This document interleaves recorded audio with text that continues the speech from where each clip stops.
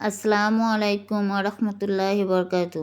ছবির রান্নাঘরে আপনাদের সবাইকে স্বাগত জানিয়ে প্রতিদিনের মতো আজকেও আমি একটা মসুর ডালের পুরি পিঠার রেসিপি নিয়ে হাজির হয়েছি। আমার চ্যানেলে যদি প্রথমে এসে থাকেন বন্ধুরা, তাহলে আপনাদের কাছে অনুরোধ, আমার চ্যানেলটিকে সাবস্ক্রাইব করে ভিডিওটিতে লাইক দিয়ে পুরো ভিডিওটা দেখতে থাকুন। পুরনো বন্ধুদের অনেক অনেক ধন্যবাদ আমার সাথে থাকার জন্য। টাটকা খেজুর গুড়ের সঙ্গে মসুর ডালের এই পুরি পিঠাটা দারুণ খেতে লাগে বন্ধুরা, দারুণ টেস্টি এই পিঠার রেসিপি। এই পিঠাটা একবার যদি বাড়িতে কেউ বানিয়ে খান, বারবার এই পিঠা খেতে চাইবে। আর এই পিঠাটা ভিতরে পুরে ঠাসা থাকে। আমি একটা দেখাচ্ছি ভিতরের পুরটা কত সুন্দর, আর এটা পুরটা বেরোনোর কোনো ঝামেলা নেই। খুব সহজভাবে এই পিঠাটা বানানো যায়, অল্প তেলে এই পিঠাটা তৈরি করা হয়।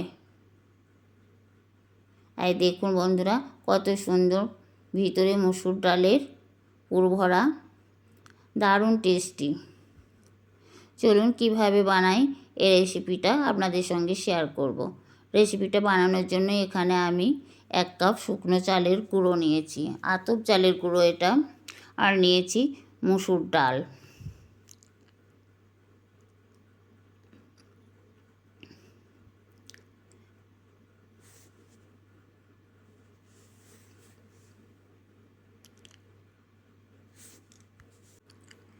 ভিডিওটিতে লাইক দিয়ে ফুল ওয়াচ করে দেবেন।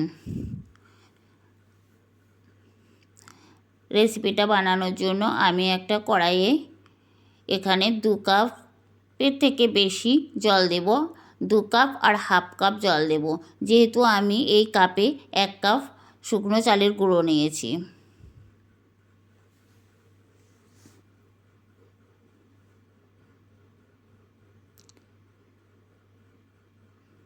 জলের মধ্যে দেব লবণ,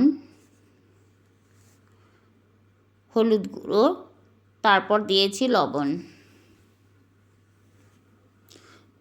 জলটা ফুটে উঠেছে, এখন আমি চালের গুঁড়োটা দেব, দিয়ে একটা ডো বানিয়ে নেব।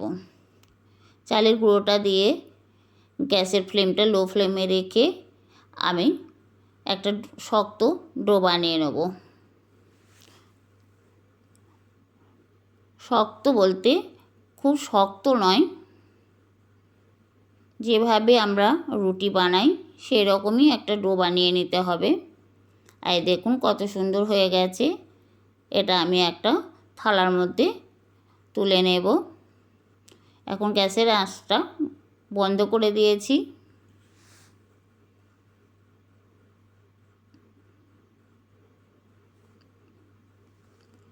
আমি একটা থালার মধ্যে এটা তুলে নিয়ে হালকা ঠান্ডা করতে দেব।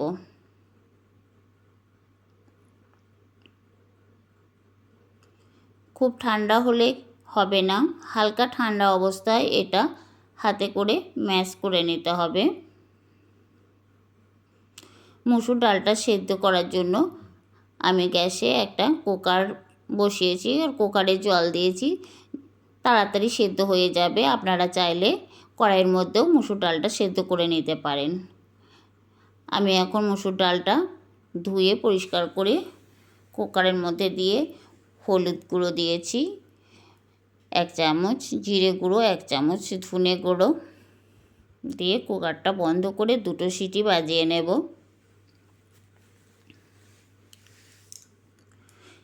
এদিকে যে আমি ডোটা বানিয়ে রেখেছি, এই গরম অবস্থায় হাতে করে আমি ম্যাশ করে নেব।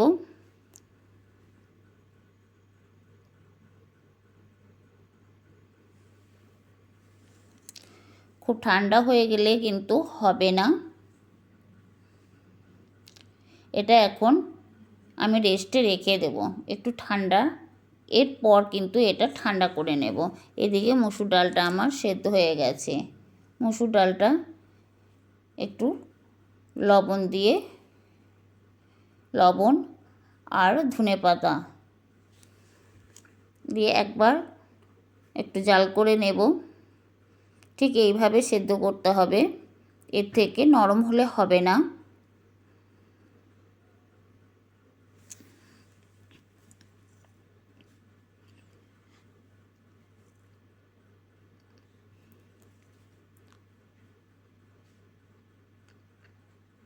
আমি এখন এটা রেখে দেব। এখান থেকে আমি একটা করে নিয়ে হাতে আরও কিছুক্ষণ ম্যাশ করে নেব।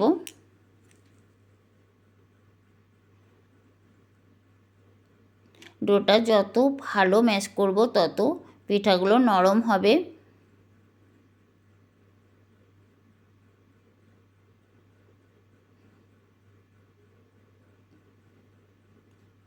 আমি হাতের মধ্যে একটু জল লাগিয়ে ডোটাকে ম্যাশ করে নেব, তাহলে হাতে লাগবে না।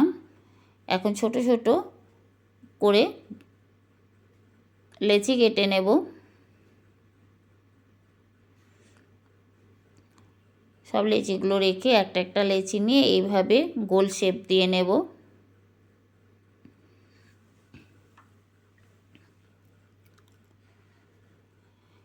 আমি সব লেচিগুলো রেখে ঢাকা দেব, তাহলে লেচিগুলো ফেটে যাবে না। একটা লেচি নিয়ে এইভাবে হাতের সাহায্যে একটু চ্যাপ্টা করে নেব।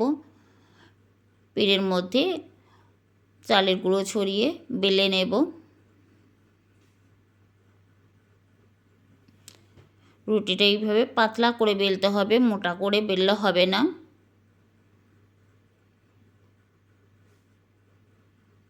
এইভাবে আমি সব রুটিগুলো বেলে নেব।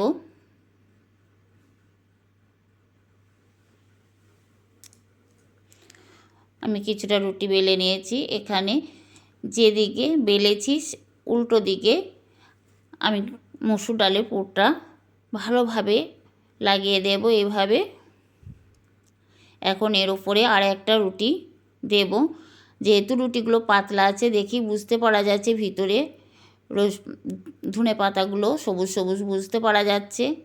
আর রুটিগুলো এইভাবে আমি একটা গোল শেপ দেওয়ার জন্য বাটি বসিয়ে কেটে নিচ্ছি। আপনারা না কাটলেও কিন্তু কোনো অসুবিধা হবে না, পুরটা বেরিয়ে আসবে না। আর গোল করে শেপ দিলে দেখতে সুন্দর লাগে। যেহেতু আমি ভিডিও বানাচ্ছি তাই এটা একটু গোল করে শেপ দিয়ে নিয়েছি। এখন গ্যাসে একটা কড়াই বসিয়েছি আর এই পুরি পিঠাটা সেঁকতে দিয়েছি। আর এদিকে আর একটা পুরি পিঠা রেডি করে নিচ্ছি পুর ভরে।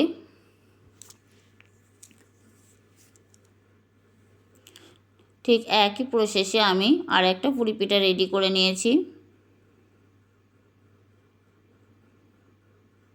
এই দেখুন কত সুন্দরভাবে হয়েছে। আমি আবার বলছি, না কাটলেও হবে। এদিকে পুরি পিঠাটা এক পিঠ সেঁকা হয়ে গেছে, ওপর পিঠটা উল্টে দিতে হবে। তারপর ওপর থেকে সাদা তেল ব্রাশ করে দিতে হবে। আমি চামচের সাহায্যে দিয়েছি। আবার ওপর পিঠটা উল্টে দেব। ওপর পিঠেও এভাবে সাদা তেল ব্রাশ করে দেব। আরও তেলের পরিমাণটা কম দিয়েও এই পিঠাটা ভেজে নেওয়া যায়। কত সুন্দর ফুলে উঠেছে। এই সময় গ্যাসের আঁচটা মিডিয়াম ফ্লেমে রেখে পিঠাগুলো ভাজতে হবে। এপিঠ ওপিঠ করে উল্টে পিঠাগুলো ভেজে নেব।